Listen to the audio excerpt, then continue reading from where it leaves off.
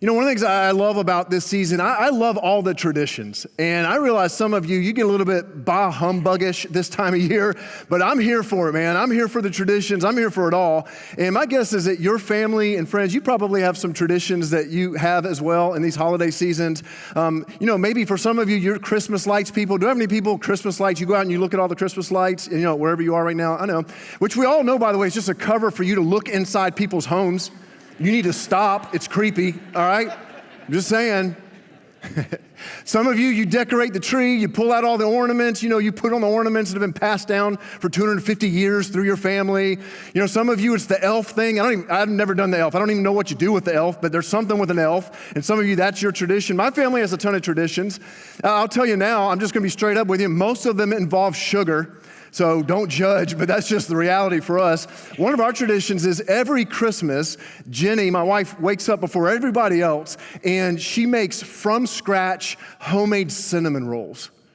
Yeah. You should be with us in the Christmas morning. It is amazing. So, how else to start Christmas Day than eating a cinnamon roll the size of your head and then napping for the next 5 hours? It's awesome.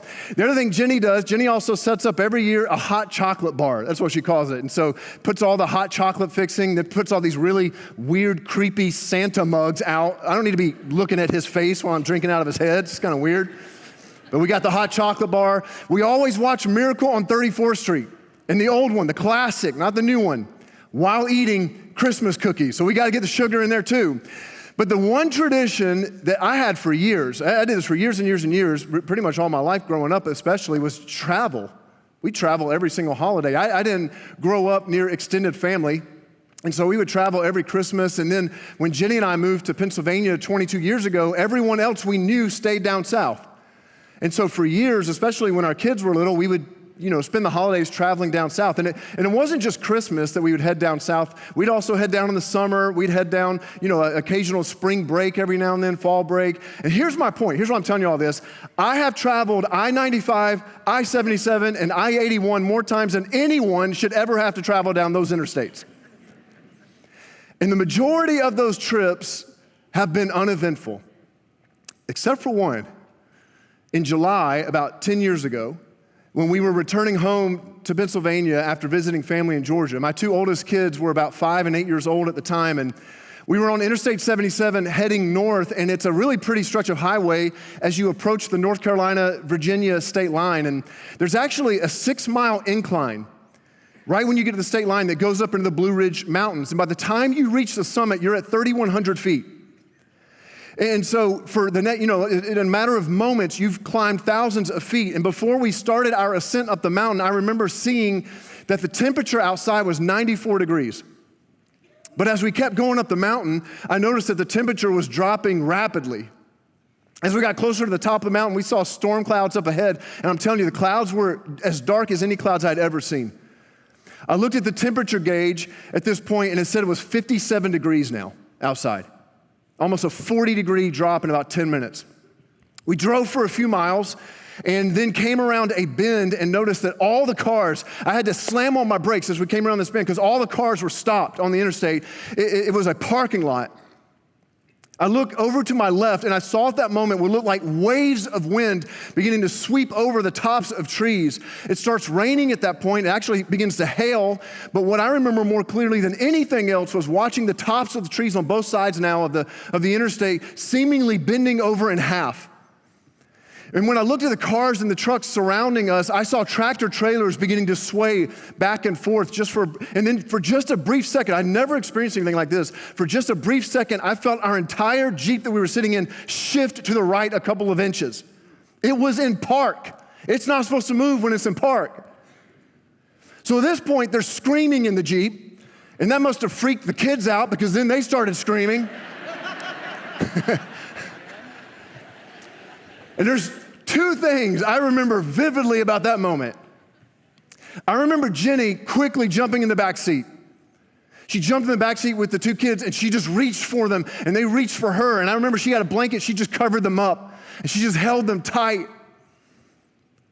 And then I remember me sitting up front, completely and utterly alone now, abandoned by those that I loved. That's all right though, because I'm a man and I have my steering wheel. And so I just grabbed hold of it. And I'm telling you, man, kung fu grip. I grabbed hold of that steering wheel. I'm telling you, nothing could have ripped me apart from it. I'm gripping as tightly as I possibly could grip onto that steering wheel. And all of this lasted about 45 seconds. And then about as quickly as it started, it all died down and the traffic started moving again. We later found out that straight line winds and a tornado actually had gone over and touched down on the other side of the interstate. And everyone was fine, except for me. I was a little sore. I noticed like for the next 24 hours, my shoulders were sore, my forearms were sore, and I was like, what? Why am I sore? And then I realized it was from gripping that dumb steering wheel so tight. Just locked onto that thing. Now let's just think logically about this for a second. What was that steering wheel gonna do for me? That's a rhetorical question, by the way. Nothing. Because if that Jeep goes, that steering wheel's going with it. But you know, it's kind of funny to me how our most natural instinct when it feels like we're losing control, when the storms hit, when we feel like our feet are slipping, when it feels like everything around us is shaking, our most natural instinct is to just reach for the first thing we can find to help us feel a little bit more secure. We all do this. In fact, there's a name for it. Maybe you've heard this before. It's called the self-preservation instinct. That's the instinct that you have when you feel out of control and you just reach for something, anything in order to regain stability. Have you ever fell down the stairs? You ever slipped and fell down some stairs? Some of you are laughing right now because you got very loose banisters as a result. Why? Because you reach, first thing. No one had to teach you to do that. No one had to tell you to do it. You just reach. You ever been on ice, slipping? You ever laughed at someone who's on ice, slipping, because they're just doing this and they're reaching for nothing? There's nothing even around them. They're just doing this. See, when we feel out of control, we reach. And in the middle of the chaos of that storm, in the middle of being shaken, in the middle of feeling fear and anxiety settle in on me like a heavy weight, I just reached for the first thing I could try to find to gain some semblance of control again. My guess is that some of you are coming into this Christmas season having walked through some storms, knowing firsthand the chaos that comes on the other side of being thrust into a situation you didn't ask for. And you're coming in right now having walked through some things that have left you feeling a little bit powerless, a little disoriented, a little anxious and afraid. The job loss hit like a storm this year. You've had to navigate the fierce winds of your parents' divorce. The uncertainty that you feel over your kids and the decisions that they've been making has left you shaken. Being one car breakdown away from a financial crisis in your home has left you anxious and afraid. It's the disappointment, it's the diagnosis, it's the loss of a loved one, it's the friendship that dissolved. It's the thing that happened years ago that you've never told anyone about, but you've been shaking for years, reaching. And you didn't ask for any of it. You didn't want it. You didn't ask for it. Those moments just hit like a storm. And it's left you grasping and reaching for something to try to regain some semblance of control in your life. Man, we hate that feeling, don't we? We hate that feeling of being out of control. We hate the feelings of anxiety and fear that kick in when we're thrust into situations of life that we didn't ask for and leave us shaken. So you know what we do? Because we hate that feeling so much, you know what we do? We come up and we find our own strategies for dealing with the storms that we get thrown into. Here's a few strategies we often reach for. Here's one. Sometimes what we do, the strategy we reach for, we pretend the storm's not there. We just pretend the storm's not there. It's like if I just close my eyes, if I just plug my ears, no, I don't see it, it must not be there. If I just ignore it, it'll go away.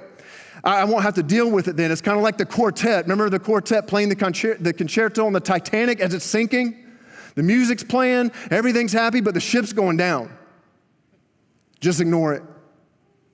We feel anxious and we feel afraid, and so we numb out and we distance ourselves from looking squarely into the storm. We'd rather act as if the storm isn't there than acknowledge the sense of powerlessness we feel at the moment. We got the diagnosis, but we refuse to discuss its implications. We feel the weight of financial pressure, but we just hope it goes away magically.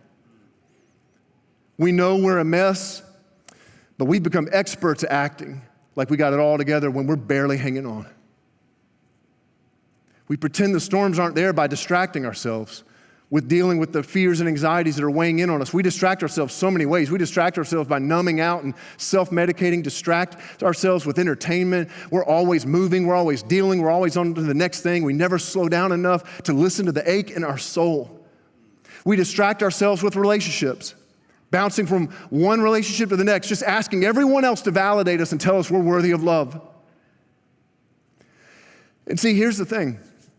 This all works for a while, and it helps us feel a little bit more stable until it doesn't, until the relationship ends, until the buzz wears off, until you wake up with another stranger the next morning, and there we are left facing the storm again.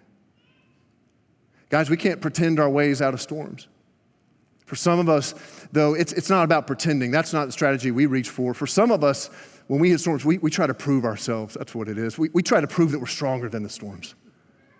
You know what I mean? We've hit moments in our lives that have brought up some fear and some anxiety, and we feel vulnerable with that. And so we decide we're going to try to gain some control back by proving we're stronger than the storms. And our whole lives become one giant performance piece to prove to everyone else that we're worthy of acceptance.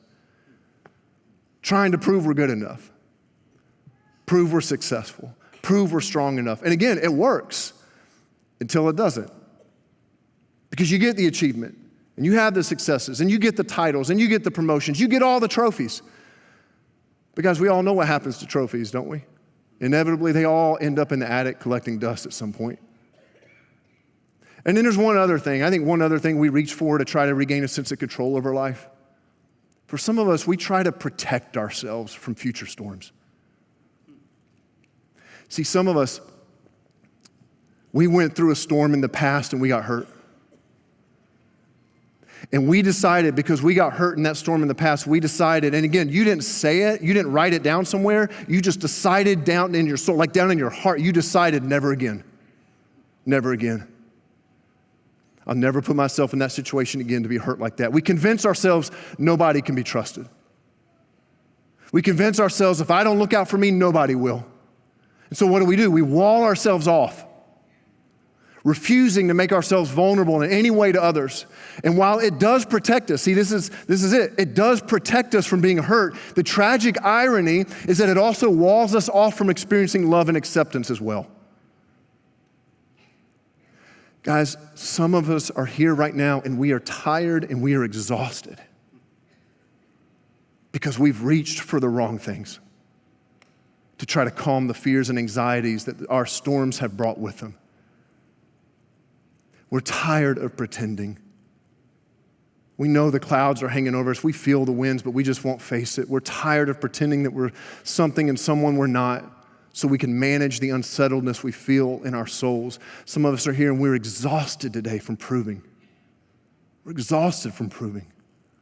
We've gotten the things we thought would bring us a sense of control in life. We've gotten all of it, but we cannot shake the nagging thought that there's still more to prove. Always more to prove. Always more to prove. And we're tired today from it. And some of us are here and we're just depleted and lonely because we've tried to manage every aspect of our life in order to protect us from future storms. But all it's done is walled us off from ourselves, from others, and most importantly, from God. There's an absolutely remarkable statement that Jesus made that speaks directly to any of us who've had to navigate some storms in our life.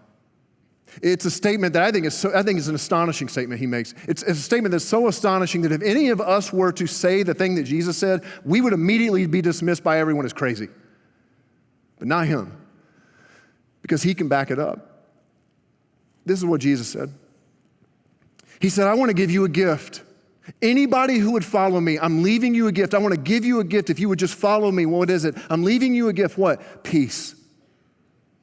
Peace of mind and heart. And the peace that I give is a gift that the world cannot give. So don't be troubled. Don't be afraid. If you've ever walked through a moment in your life that you felt troubled and afraid, I want you to know that Jesus is saying you weren't made for that. He's saying, I didn't make you to live that way, to live troubled and afraid. You were made to be at peace. You were made to live at peace. But you will not find peace on your own. And all the pretending and all the proving and all the protecting you do will not give you the peace that your soul longs for the most. Let me dial it in just a little bit more. Jesus is saying that it's not the storms that ultimately leave us troubled and afraid. What ultimately leaves us troubled and afraid in life is our determination to get through life and the storms of our life on our own. That's what leaves us troubled and afraid. It will not work. And some of us know this all too well today, because if we were being completely honest today, we've tried. We've tried to find peace on our own, but the anxiety and fear has only grown in our life. And here's why.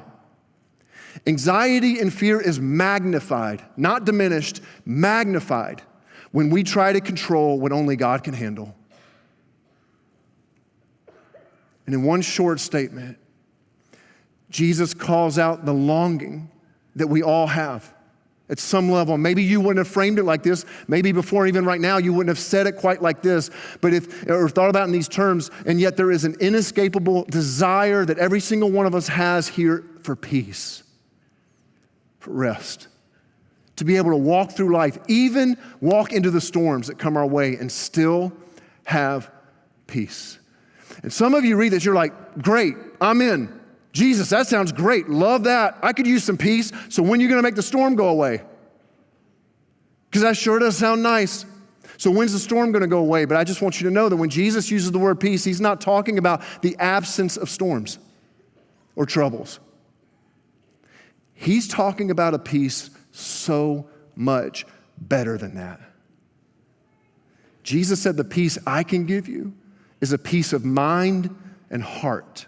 In other words, it's a peace that goes with you no matter what storm you walk into.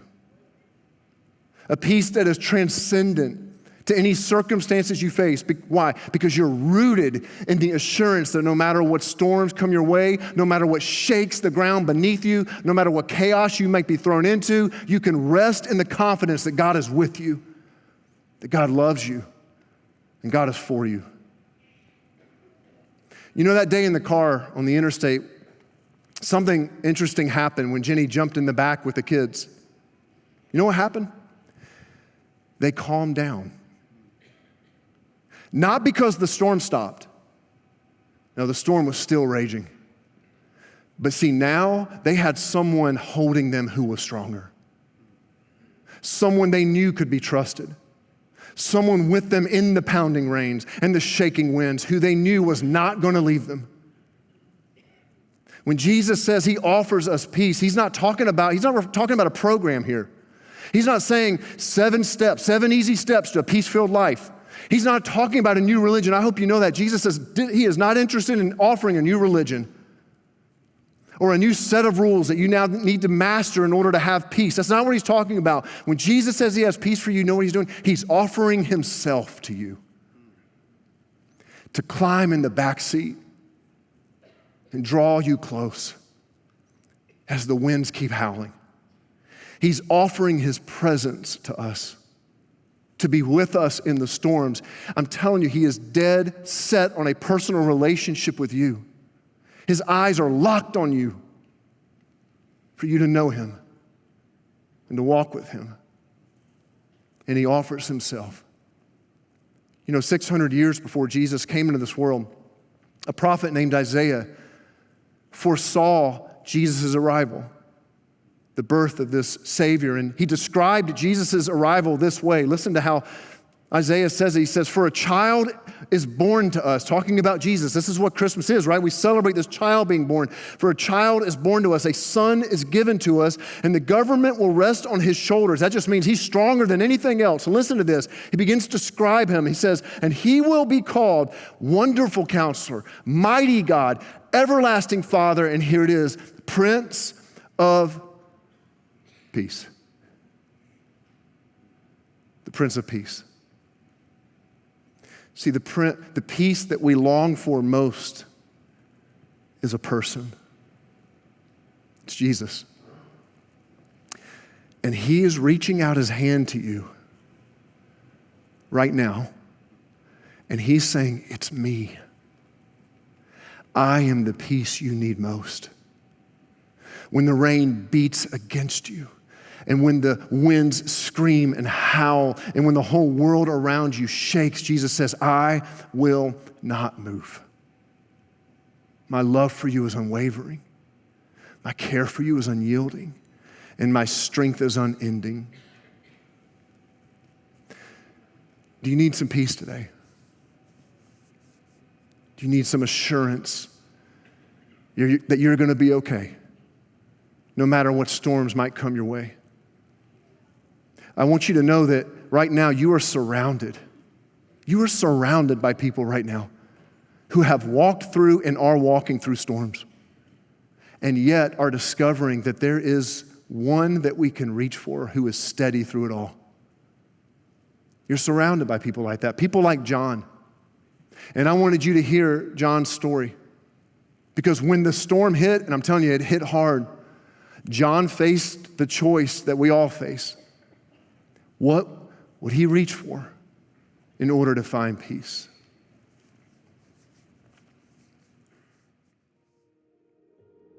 When I was 13, my mom got pregnant with my youngest brother. I remember the day he was born. I remember maybe not necessarily his first steps, but when he first started walking. I remember a lot of that stuff. You know, clear as day. We would watch cartoons together. We would play PlayStation together. He was that person that, like, you know, growing up, you know, he could count on me, I could count on him. And even when I got out of high school, we hung out on a regular basis. We were inseparable. He was my best friend. Yeah, he was the person that I thought I could always count on. I knew I could always count on him. He's kind of a role model, like, cause he always seemed to have it put together. His dream was to join the Marine Corps. And after his graduation from high school, he joined the Marine Corps.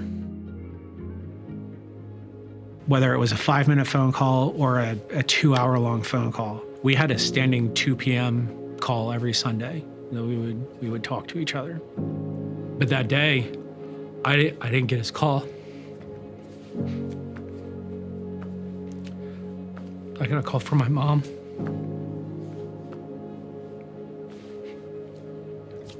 Got that call and I just fell to the floor. I couldn't communicate to my wife, like the words just weren't coming out. That my brother was dead. I mean, the one person I thought I could always count on is gone. My brother took his life. So how can I count on anybody else? It felt like my world fell apart. I would withdraw. There were days that just getting up and brushing my teeth just had to be enough because it's about all I could do. I mean, it's hard to put to words all of the negative emotion that I had and had directed towards God. The blame, the anger. Oh, I didn't want to give up that anger. I didn't want to give up. It was the thing that I felt was driving me, was that anger. Like, I was not a kind person during this time. And it didn't matter who it was. I mean, I even started pushing my wife away, intentionally finding ways to start arguments, just so I didn't have to talk to her. My mind would go to all of those dark places again. All of the time it lived in that space. And the longer it lived in that space, the more of a jerk, the more angry I became with everyone. It always just seemed to get worse and worse. I mean, at one point, through all of the depression and the anger, I mean, I destroyed a lot of friendships. I almost destroyed my marriage. My wife told me that if I didn't get help, that she's gonna pack up and I would never see my boys again. looking back, I completely understand. I was not a good spot to be in. It had been years at that point. I mean, a good solid 3, if not 4 years since my brother's passing. And it was a random evening. I just prayed for the first time in probably 2 years. I just felt this sense of calm. It was a sense of calm that I hadn't felt in a very long time. I leaned into that calm little by little. And all of the chaos, it just was like silence. Like good silence. And that's where I started to find the peace that I once had. Through going to counseling and prayer, I really started to rebuild that relationship, because Jesus isn't the one that walked away. I am. I walked away from that relationship because I was angry and I was upset. I finally found the strength to kind of give up control. And it was at that point when I gave up control and I started praying about everything that I found Jesus was always right there, a light in the darkness of all the things that he is. That is the one that is probably the one that's made the most impact on me. Because when I was at my darkest, he was always there shining the way home.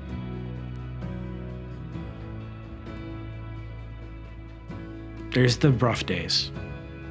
And there'll always be rough days. It's just, how do you rebound and deal with those rough days? Who do you lean on? How do you move forward?